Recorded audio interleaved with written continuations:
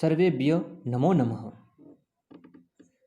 आज हम महाकवि भास के द्वारा विरचित स्वप्न वासवदत्तम नाटक के प्रथम अंक के प्रथम श्लोक को पढ़ेंगे। इससे पहली वाली क्लास में हमने स्वप्न वासवदत्तम नाटक के सामान्य परिचय को पढ़ा। इसके पश्चात हमने महाकवि भास के व्यक्तित्व एवं कर्तृत्व के बारे में सामान्य जानकारी को प्राप्त किया।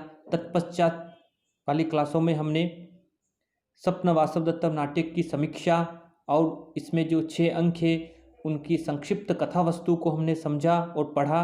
और इसके पश्चात इस नाटक का जो नामांकन इसके जो पंचम अंक की घटना के आधार पर हुआ था उसके संदर्भ में हमने जानकारी प्राप्त की थी।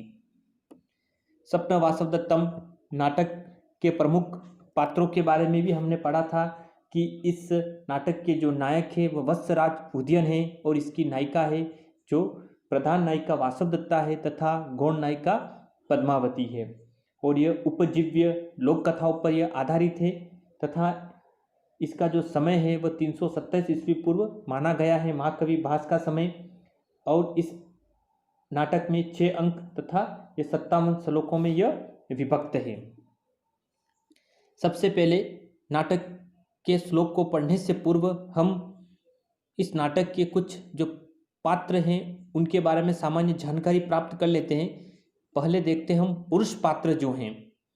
इनमें पुरुष पात्रों में पहले राजा जो उदयन हैं जो वत्स देश के राजा हैं, फिर योगेंद्रायन जो उदयन के मुख्यमंत्री हैं, तत्पश्चात रुमणवाण जो राजा के दूसरे मंत्री तथा सेनापति का भार भी इन्हीं के ऊपर था, वसंतक जो महाराज उदयन के विदूषक भी हैं और इस नाटक के भी विदूषक हैं, और ब्रह्मचारी जो लावणक गांव से आया हुआ है।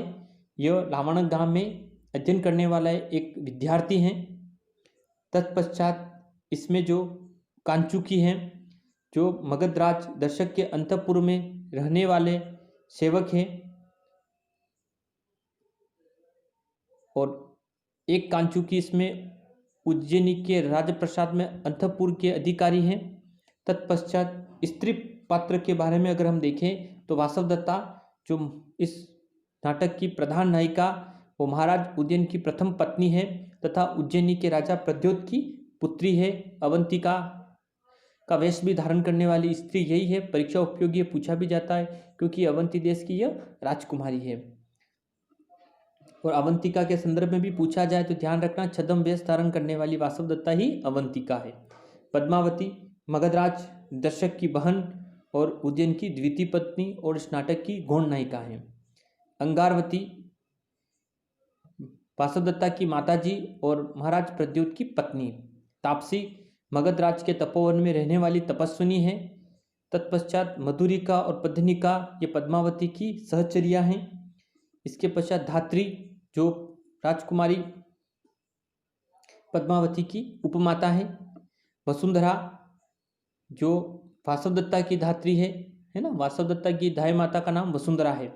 और विजया वत्सराज उदयन की प्रतिहारी है। इसके पश्चात अंगारवती भी आती है। अंगारवती जो है अभी अपने पढ़ा था प्रद्योत की जो राजमहिषी और वासवदत्ता की पत्नी है, वासवदत्ता की माता है। इसके पश्चात कुंजरिका जो पद्मावती की सेविका है जिसका भी उल्लेख इस नाटक में किया गया है। नाटक की शुरुआत के सबसे पहले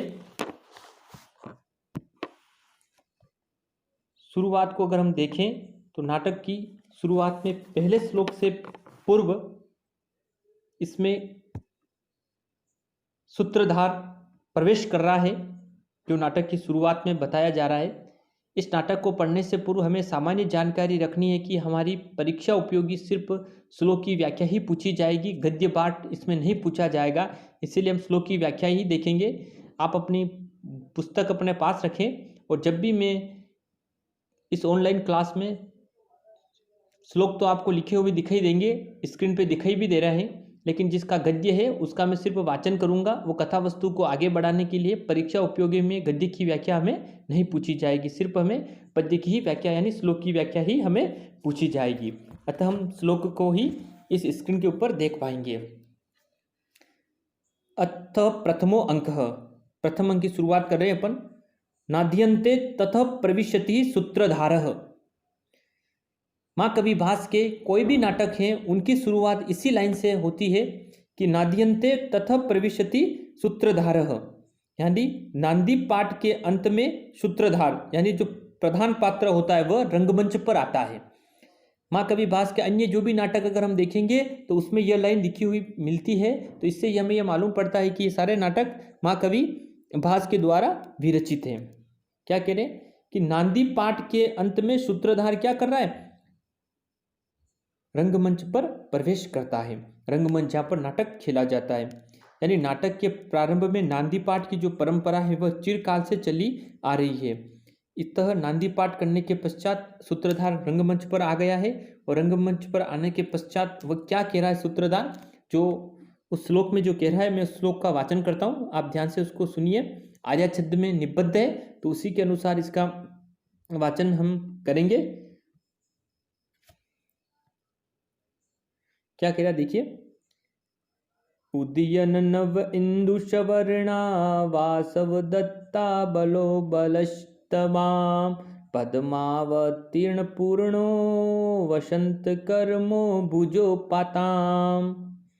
उदयन नव इंदु सवर्णा वासव दत्ता बलो बलस्तमाम पद्मावतीन पूर्णो वसंत कर्मो भुजो पाताम। अन्वय को देखते हैं कि उदयन नव इंदु सवर्णा आवासव दत्ता भलो पद्मावतीर्ण पूर्णो वसंत कर्मो बलस्य भुजो त्वाम पाताम। किसी भी शुभ कार्य को शुरू करने से पूर्व हम किसी न किसी देव की आराधना करते हैं। इसी तरह से सत्य परंपरा में भी किसी भी काव्य की शुरुआत के समय में मंगलाचरण किया जाता है। यह हमारी सत्य परंपरा है। मंगलाचरण 3 प्रकार का होता है, आशीर्वादात्मक, वस्तु निर्देशात्मक और नमस्कारात्मक मंगलाचरण। हमारा यह श्लोक जो माँ कवि भास के द्वारा विरचित है, इसमें माँ कवि भास की विद्वत्ता का परिचायक है कि इसने एक ही श्लोक में 2 मंगलाचरणों का प्रयोग किया है। पहला वस्तु निर्देशात्मक मंगलाचरण, इस मंगलाचरण में प्रथम मंगलाचरण के अंतर्गत वस्तु निर्देश होता है, यानी नाटक के जो घटना वस्तु या इसके कुछ प्रमुख पात्र हैं उनका परिचय भी प्रस्तुत कर दिया जाता साथ में। और साथ साथ में इसमें आशीर्वादात्मक मंगलाचरण भी, यानी बलराम की भुजाओं से रक्षा की कामना की गई है। श्लोक के अंदर भुजो पाताम शब्द आया, भुजो जो द्विवचन का रूप है ना, तो भुजो शब्द जहाँ जहाँ पे भी है, ये चारों जो भुजो की जो विशेषता है, ये उदयन नव इंदु सवर्णा वासव दत्तो बलो पद्मावती पूर्णो और वसंत कर्मो, ये सारे इस द्विवचन रूप भुजो यानी बलराम की जो भुजाओं, इसके ये विशेषण हैं। अन्वय को हमने देखा है, अब इसके अर्थ को देखते हैं कि उदयन नव इंदु सवर्णा, यानी उदयन प्लस इंदु, इंदु शब्द का तात्पर्य यहाँ पर चंद्रमा से है कि उदयन नव इंदु सवर्णा यानी उदय होते हुए, उदयकालीन, नव नव उदयन यानी उदय, उदय नव इंदु सवर्णा। इसका जो अर्थ निकलेगा वह इस तरह से निकलेगा हमारा कि उदयकालीन जो इंदु शब्द है, ये इंदु शब्द जो है ये हमारे किसके लिए आया है, चंद्रमा के संदर्भ में है, ठीक है ना। इसलिए करें कि उदयकालीन नव इंदु सवर्णा यानी नवीन चंद्रमा के समान वर्णों, यानी वर्ण वाली, यानी घोर वर्ण से युक्त, यानी उदयकालीन चंद्रमा की तरह उज्जवल वर्ण वाली। और फिर ये कह रहे हैं, क्या कह रहे हैं, आसव दत्ता बलो, आसव दत्ता, आसव दत्ता का तात्पर्य यहाँ पर मद्यपान से क्या हो गया, वासव दत्ता अबलो यानी मद्यपान से शिथिलता को प्राप्त। कहने का तात्पर्य है कि मद्यपान यानी शराब के पीने से क्या हो जाता है, व्यक्ति क्या हो जाता है, शिथिलता को प्राप्त हो जाता है, उसकी इंद्रिया पर उसका काबू नहीं रहता। इसीलिए कह रहे आसव दत्ता अबलो यानी न बलो, यानी उसमें बल की कोई सीमा नहीं रहती है, यानी उसका बल समाप्त हो जाता है। इसीलिए कह रहे कि आसव दत्ता यानी मद्यपान करने से या मदिरापान से शिथिलता को प्राप्त। तत्पश्चात बता रहे पद्मावती न पूर्णो, पद्मावती शब्द का तात्पर्य यहाँ पर लक्ष्मी से आया है, यानी पद्मावती का पद्मावती पूर्ण यानी लक्ष्मी से परिपूर्ण। फिर कह रहे वसंत कर्मो हो यानी ऋतुराज वसंत के समान कमनीय, है ना। ऋतुराज वसंत जो हमारी ऋतु होती है उसके अंदर क्या होता है, सारी तरफ से प्रकृति में हरियाली छा जाती है। उसी तरह से कह रही कि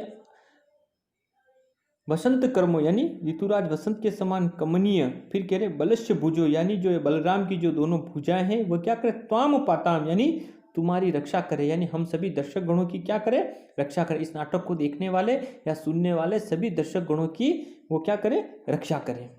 एक साथ अर्थ को वापिस देखते हैं, क्या करें, उदयन नव इंदु सवर्णा यानी उदयकालीन चंद्रमा के समान नवीनता को प्राप्त यानी उज्ज्वलता को प्राप्त। आसव दत्तो बलह, आसव दत्ता का अर्थ यहाँ पर तात्पर्य है मदिरापान, यानी आसव दत्ता अबलो यानी वासव दत्ता, आसव दत्ता का तात्पर्य है जहाँ मदिरापान से शिथिलता को प्राप्त यानी मद्यपान से शिथिलता को प्राप्त। फिर पद्मावती पूर्णो यानी लक्ष्मी से परिपूर्ण, पद्मावती यहाँ लक्ष्मी का संदर्भ में कि लक्ष्मी से परिपूर्ण। वसंत कर्मो यानी ऋतुराज वसंत के समान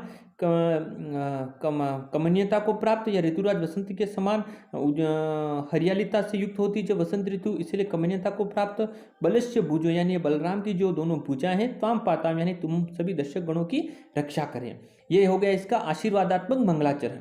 अब इसको वस्तु निर्देश की तरह से देखें तो इसमें जो नाटक के प्रमुख पात्र हमने अभी देखे थे, एक उदयन शब्द आ रहा है ना, ये मुद्रा अलंकार का प्रयोग किया गया है, जिसके अंतर्गत हमें नाटक के प्रमुख पात्रों के संदर्भ में बताया गया है कि उदयन यानी महाराज उदयन जो इस नाटक के नायक है उनके संदर्भ में मालूम पड़ रहा है। फिर वासव दत्ता जो इस नाटक की प्रधान नायिका है उसके संदर्भ में मालूम पड़ रहा है। पद्मावती शब्द आ रहा है, पद्मावती पूर्णो यानी पद्मावती जो इस नाटक की गौण नायिका उसके संदर्भ में मिल रहा है। और वसंतक है ना, वसंत कर्मो शब्द आ रहा है, तो वसंतक से तात्पर्य यहाँ पर जो इस नाटक का विदूषक, इन चारों पात्रों के बारे में भी हमें जानकारी इस नाटक में मिल रही है ना। इसीलिए यहाँ पर वस्तु निर्देशात्मक मंगलाचरण भी है, परीक्षा उपयोगी भी है कि स्वप्न वासव दत्तम के प्रथम अंक में जो मंगलाचरण किए गए वो कौन कौन से हैं, तो इसमें दोनों मंगलाचरण का प्रयोग हुआ, आशीर्वादात्मक और वस्तु निर्देशात्मक मंगलाचरण का प्रयोग किया गया है। एक बार इसका अर्थ वापस देख लेते हैं कि उदयन नव इंदु सवर्णा यानी उदय होते हुए चंद्रमा के समान उज्ज्वलता को प्राप्त। आसव दत्तो बलह यानी मदिरापान से शिथिलता को प्राप्त। पद्मावती पूर्णो यानी लक्ष्मी से परिपूर्ण। वसंत कर्मो यानी ऋतुराज वसंत के समान कमनीय। बलस्य भुजो त्वाम पाताम यानी ये बलराम की भुजाएं हम सभी दर्शक गणों की क्या करें, रक्षा करें। इस प्रस्तुत पद्य में नाटककार जो हमारे महाकवि भास ने बलराम की भुजाओं से रक्षा की प्रार्थना की है, अतः यहाँ पर आशीर्वादात्मक मंगलाचरण है। साथ ही नाटक के प्रमुख पात्र उदयन, वासवदत्ता, पद्मावती और वसंत के माध्यम से कथा वस्तु का निर्देश होने से यहाँ वस्तु निर्देशात्मक मंगलाचरण भी है। यहाँ बलराम के प्रति नाटककार की देवता से संबंधित श्रद्धा भक्ति प्रकट होने के कारण मुख्यतः यहाँ भावध्वनि का प्रयोग किया गया है। यहाँ पर जो सूत्रधार के बारे में अगर हम देखते हैं तो नाटकीय उपकरणों को सूत्र करते हैं और उपकरण आदि की व्यवस्था करने वाला जो पात्र होता है वह सूत्रधार कहलाता है। यानी सूत्रधार क्या करता है, नाटक की स्थापना करके एक बार चला जाता है, ठीक है ना। और इसमें बलराम की भुजाओं की विशेषताओं के बारे में बताया है। उपमालंकार का प्रयोग है। उपमालंकार का जो लक्षण है वह है प्रस्फुटम सुंदरम साम्यम उपमा इत्य अभिधीयते। इसके पश्चात मैंने बताया था ये आर्या छंद में निबद्ध है, इसका उच्चारण हमने आर्या छंद के अनुसार ही किया था, क्योंकि आर्या छंद का जो लक्षण है वो यही है कि यशा पादे प्रथम द्वादश मात्रा अस्तता तृतीय अपीह अष्टादश द्वितीय चतुर्थके पंचदश सा आर्य, यानी जिसके प्रथम और तृतीय पद जो पद्य होता है उसमें 12-12 मात्राएं होती है और उसका जो द्वितीय चरण होता है उसमें 18 मात्राएं होती है और चतुर्थ चरण में 15 मात्राएं होती है। इसीलिए हमने उच्चारण इसी तरह से किया। वापस उच्चारण करता हूं एक बार इसका। उदयन नव इंदु सवर्णा वासव दत्ता बलो बलस्तमा पद्मावतीन पूर्णो वसंत कर्मो भुजो पाताम। ठीक है, इस तरह से हम इसके प्रथम अंक की ये प्रथम श्लोक को हमने पढ़ा है। आगे क्या आ रहा है देखिए, गद्य का वाचन ने गद्य के संदर्भ में पढ़ रहा हूं, क्या चल रही कथा वस्तु को आगे बढ़ाया जा रहा है। एवं आर्य मिश्रान विज्ञप्यामि अय किन्नु खलु मय विज्ञापन विग्रह शब्द इव सूर्यते अंग पश्यामि।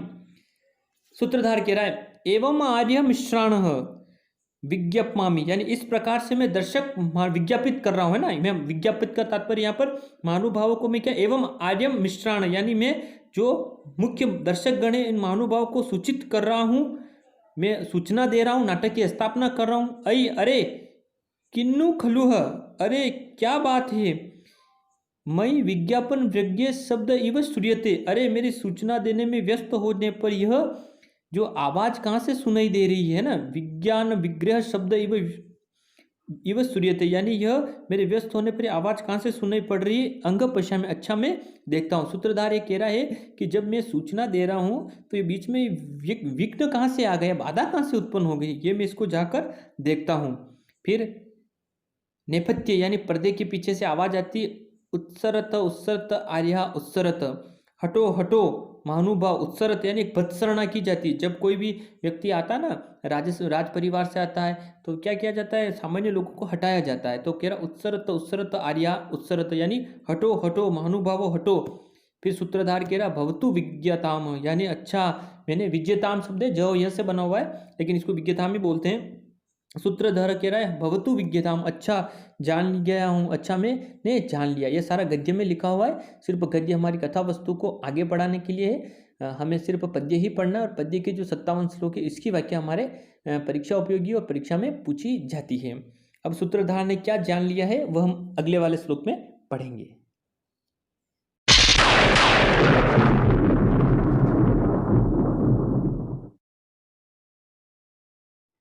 सर्वेभ्यः नमो नमः। आज हम माँ कवि भास के द्वारा विरचित स्वप्न वासवदत्तम नाटक का दूसरा श्लोक पढ़ेंगे। इससे पहले वाले घटना वस्तु में हमने पढ़ा था कि सूत्रधार कह रहा है कि लोगों को हटाया जा रहा है, क्यों हटाया जा रहा है उसके कारण को वह इस श्लोक में बता रहा है। मैं श्लोक का वाचन करता हूँ, आप ध्यान से सुनिए, फिर हम इसके अर्थ को देखेंगे। अनुष्टुप छंद में निबद्ध श्लोक है, उसी के अनुसार इसका मैं वाचन करता हूँ। भृत्ये मगध राजस्य सिनिगदे कन्या अनुगामी बिह दष्टम उत्सार्यते सर्वस्त तपोवन गतो जनः।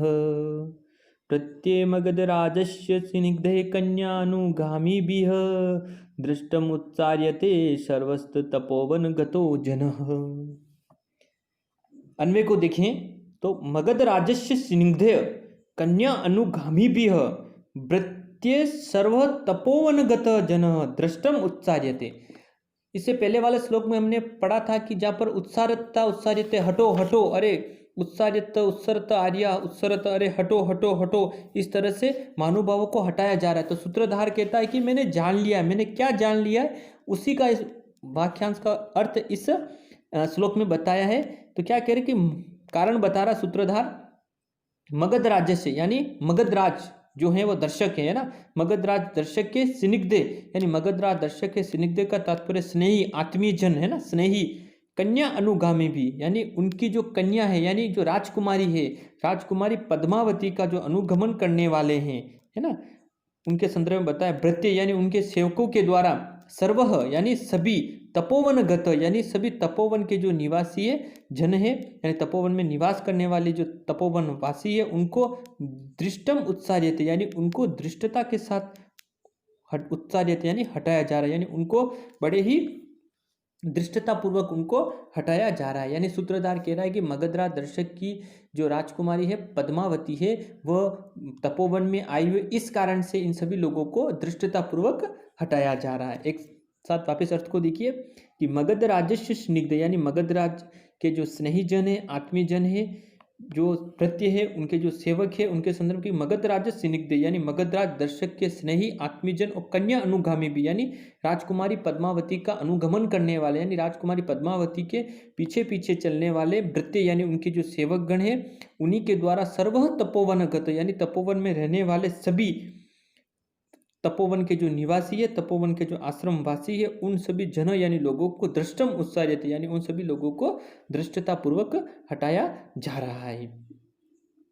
इस वाले श्लोक जो है वह अनुष्टुप छंद में निबद्ध है, जिसका लक्षण है श्लोके षष्ठम गुरु गेयम श्रोत लघु पंचमम द्विचतुष्र प्राद्योहंसम सप्तमम दीर्घ मन्यु, यानी अनुष्टुप छंद के प्रत्येक चरण में 8 वर्ण होते तथा इसका पंचम वर्ण लघु और षष्ठ वर्ण क्या होता है, गुरु होता है।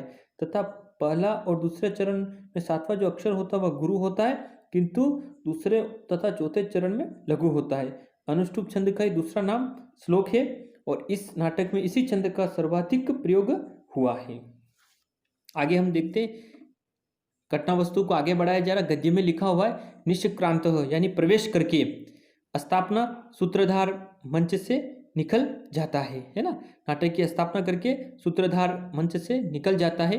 फिर आगे आ रहा है, 2 सिपाही आते हैं, भट्टो उत्सरत उत्सरत आर्या उत्सरत हटो हटो महानुभावो हटो। इसके पश्चात ततः प्रविशति परिवार्जक वेशो योगंधरायन अवंतिका वेशधारिणी वासवदत्ताच। इसके बाद रंगमंच पर कौन आते, ततः प्रविशति यानी तदंतर प्रवेश करते हैं परिवार्जक वेश में। परिवार्जक आते हैं सन्यासी के वेश में। योगेंद्रायन जो महाराज उदयन का महामंत्री है वह योगेंद्रायन परिवार्जक के वेश में, और अवंतिका वेशधारिणी वासवदत्ता और अवंती की देश की स्त्री की वेशभूषा में जो वासवदत्ता है, ये दोनों रंगमंच पर आते हैं। परीक्षा उपयोगी प्रश्न भी है, पूछा भी जाता है कि योगेंद्रायन ने कौन सा वेश धारण कर रखा है, तो योगेंद्रायन ने परिवार्जक का वेश धारण कर रखा है, यानी सन्यासी के वेश को धारण कर रखा है। और अवंतिका वेश धारिणी का स्त्री संति, तो अवंतिका का जो वेश है वह राजकुमारी ने पद्मावती ने धारण कर रखा है, क्योंकि वह क्या अवंती देश की राजकुमारी है। ठीक है, इस तरह से प्रस्तावना समाप्त हो जाती है और इसके पश्चात हमारी घटना वस्तु आगे वाले श्लोकों में लगातार चलती रहेगी।